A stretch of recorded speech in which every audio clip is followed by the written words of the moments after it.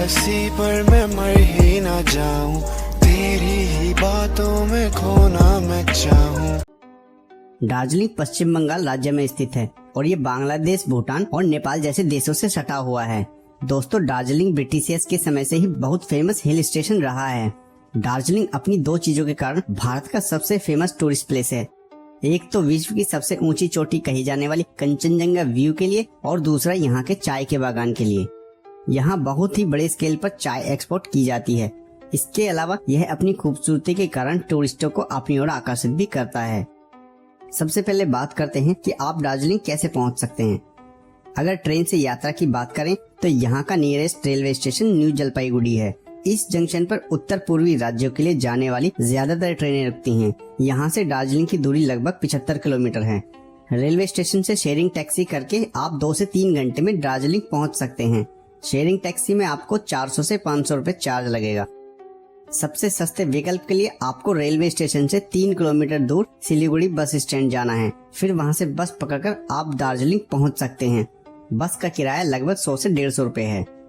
सड़क मार्ग के रास्ते दार्जिलिंग पहुंचने के लिए आपको सिलीगुड़ी के रास्ते दार्जिलिंग पहुंचना होगा।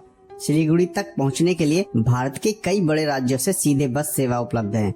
सिलीगुड़ी से आगे आप शेयरिंग कैब, टैक्सी या फिर बस के द्वारा दार्जिलिंग पहुंच सकते हैं। बात करें हवाई जहाज द्वारा तो दार्जिलिंग का सबसे निकटतम एयरपोर्ट बागडोगरा एयरपोर्ट है। यह एयरपोर्ट दार्जिलिंग से लगभग 88 किलोमीटर की दूरी पर स्थित है, जहां से आप किसी भी कैब या प्राइवेट टैक्सी के द्वारा लगभग 3 घंटे के सफर के बाद दार्जिलिंग पहुंच सकते हैं। इसके अलावा एक चौथा ऑप्शन भी है, जो कि है हिमालयन रेलवे, मतलब कि toy train. But toy train से दार्जिलिंग जाने में आपको 7.5 घंटे से ज्यादा का वक्त लग जाएगा और टॉय ट्रेन आपको न्यू जलपाईगुड़ी स्टेशन के पास सुबह 10 बजे मिलेगी, जो कि दार्जिलिंग शाम 5:30 बजे तक पहुँचाएगी। इतने लंबे सफर में आपको दार्जिलिंग की बहुत सारी खूबसूरत प्लेसेस देखने को मिल जाएंगी। बात की जाए इसकी टिकट की तो आप इसे ऑनलाइन IRCTC की वेबसाइट से बुक कर सकते हैं। इसके अलावा आपको वहां काउंटर पे मिल जाएंगे जहां से आप टिकट बुक कर सकते हैं। बट मोस्टली ये ट्रेन फुल रहती है, तो आपको काउंटर टिकट मिलने के चांस बहुत कम है। अगर आपको सिलीगुड़ी से दार्जिलिंग की टिकट नहीं मिलती है तो आप घूम मोनेस्ट्री के स्टेशन से दार्जिलिंग तक की टॉय ट्रेन की राइड ले सकते हैं और यह ट्रेन रास्ते में कई फेमस जगहों पर भी रुकती है, तो ट्रेन में बैठे बैठे ट्रेन राइड के साथ साथ खूबसूरत जगहों का भी आनंद ले सकते हैं। दोस्तों, दार्जिलिंग पहुंचने के बाद सबसे पहले आपको होटल देखना है। तो यहाँ पर हम आपको बता दें कि आपको दार्जिलिंग में लो बजट से लेकर हाई बजट तक के होटल आराम से मिल जाएंगे, तो आप अपनी आवश्यकता और बजट के अनुसार अपना होटल का चुनाव कर सकते हैं। और बात करें रूम की कॉस्ट की तो यहाँ 650 रुपए से शुरू होकर आपको 4000 रुपए तक के होटल आराम से मिल जाएंगे।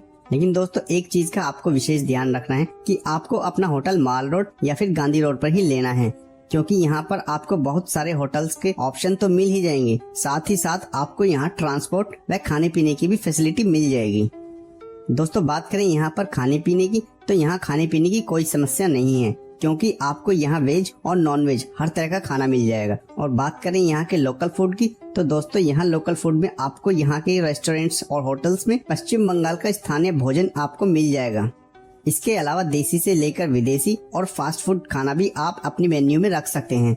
और रही खाने की कॉस्ट की बात तो 120 से लेकर 150 रुपए तक में आपको एक डिसेंट थाली यहाँ आसानी से मिल जाएगी। दोस्तों, बात करते हैं यहाँ पर घूमने की तो घूमने के लिए आपको यहाँ पर टैक्सी हायर करनी पड़ेगी, जो कि आपको घंटाघर में मिलेगी, जो कि मॉल रोड के पास में ही है। और दोस्तों, टैक्सी वाला आपसे 1000 रुपए से लेकर 1200 रुपए चार्ज करेगा और 5 से 6 किलोमीटर की रेडियस में आपको 7 से 8 टूरिस्ट प्लेसेस घुमाएगा और शाम को वापस आपको मॉल रोड ड्रॉप कर देगा। तब वहाँ से आप मॉल रोड की मार्केट को भी घूम सकते हैं और वहाँ शॉपिंग भी कर सकते हैं।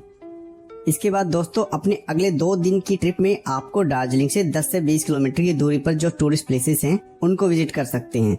दार्जिलिंग में घूमने के लिए आप प्राइवेट टैक्सी या फिर शेयरिंग टैक्सी बुक कर सकते हैं।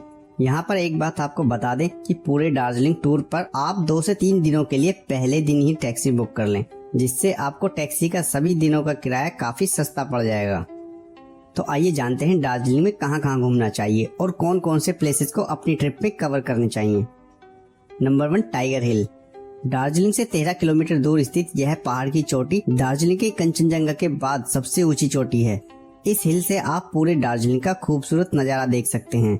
इस जगह को दार्जिलिंग का सबसे खूबसूरत टूरिस्ट प्लेसेस भी कहा जाता है, क्योंकि यहाँ का सनराइज का सीन बहुत ही खूबसूरत दिखाई देता है। सनराइज का खूबसूरत नज़ारा देखने के लिए पर्यटक सुबह ही वहाँ पहुँच जाते हैं। सूरज की पहली किरण जब कंचनजंगा की चोटियों पर पड़ती है तो चोटियों का रंग बदलकर गुलाबी और ऑरेंज नजर आता है। इस अद्भुत नज़ारे को देखने के लिए ही यहाँ टूरिस्ट आते हैं और इस दृश्य का आनंद उठाते हैं। Number 2, Batasia loop. Batasia loop Darjeeling में स्थित एक विशाल रेलवे ट्रैक लूप है। यहाँ पहाड़ों के घुमावदार रास्तों को काटकर टॉय ट्रेन की लाइन बिछाई गई है। इस स्थान को एक सुंदर बाग की तरह भी बनाया गया है। इसके बगीचे में पौधों की दुर्लभ प्रजातियां आपको देखने को मिल जाएंगी। बतासिया लूप के बीच में गोरखा सैनिकों की याद में बनाया गया गोरखावार मेमोरियल है। टॉय ट्रेन भी यात्रा के दौरान इस स्थान पर रुकती है, जिससे आप शहीदों के इस स्मारक को अच्छी तरह देख सकते हैं। Number 3, rock garden. Rock garden Darjeeling का बेहद आकर्षक व्यू पॉइंट है। पहाड़ों और चट्टानों को काटकर बनाए जाने की वजह से ही इसका नाम रॉक गार्डन पड़ा है। यहाँ पर एक वाटरफॉल भी है जो इस जगह के और भी आकर्षित बनाता है। नंबर 4, घूम मोनेस्ट्री। घूम मोनेस्ट्री शहर से केवल 8 किलोमीटर की दूरी पर स्थित है। यहाँ बौद्धों का प्राचीन मठ है। घूम का रेलवे स्टेशन दुनिया का सबसे ऊंचा रेलवे स्टेशन है, इसलिए यह टूरिस्ट प्लेस दुनिया भर में प्रसिद्ध है। नंबर 5, ऑब्जर्वेटरी हिल।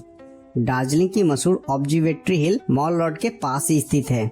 यह स्थान तिब्बती स्मारक और महाकाल मंदिर के लिए प्रसिद्ध है, तो अपने दार्जिलिंग के ट्रिप में इस स्थान को शामिल करना बिल्कुल ना भूलें। Number 6, Japanese temple. दार्जिलिंग शहर से लगभग 10 किलोमीटर की दूरी पर स्थित यह जापानीज टेम्पल बेहद खूबसूरत बौद्ध मंदिर और मठ है। यह मंदिर जापानीज मंदिरों के तरह सफेद पत्थर और गोलाकार आकृति में बनवाया गया है। Number 7, Darjeeling ropeway. दार्जिलिंग में रोपवे दुनिया भर में प्रसिद्ध है। दार्जिलिंग आने वाले पर्यटक रोपवे की यात्रा का आनंद जरूर लेते हैं।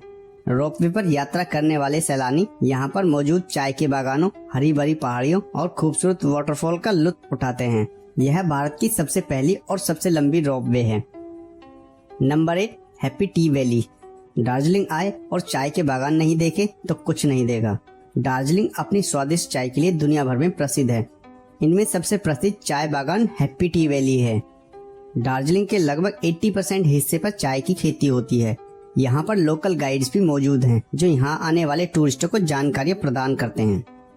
इन सब के अलावा दार्जिलिंग में और भी बहुत सी फेमस टूरिस्ट प्लेसेस हैं जहाँ आप घूम सकते हैं, जैसे mall road, Singalila national park, Teesta और रेजेंट रिवर राफ्टिंग, दार्जिलिंग का wild life zoological park, Nightingale park और विक्टोरिया वाटरफॉल आदि। अब जानते हैं दार्जिलिंग जाने का बेस्ट टाइम कौन सा है। दार्जिलिंग घूमने का सबसे अच्छा समय अप्रैल से जून के महीनों के बीच होता है। इस दौरान जब देश के अन्य भागों में खूब गर्मी पड़ती है, तब दार्जिलिंग का तापमान 14 से 18 डिग्री सेल्सियस के बीच होता है। इस दौरान यहाँ भारी संख्या में पर्यटक आते हैं। लेकिन यदि आप और भी ज्यादा ठंड का लुत्फ उठाना चाहते हैं तो नवंबर से दिसंबर के बीच यहाँ आ सकते हैं। लेकिन मानसून के दौरान यहाँ पर भारी वर्षा होती है और लैंडस्लाइड भी होता है, इसलिए इस दौरान पर्यटक यहाँ कम आते हैं।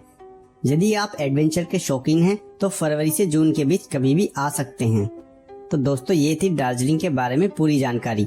उम्मीद है वीडियो आपको पसंद आई होगी। अगर पसंद आई तो वीडियो को लाइक, कमेंट, शेयर करने के साथ साथ चैनल को सब्सक्राइब भी करें।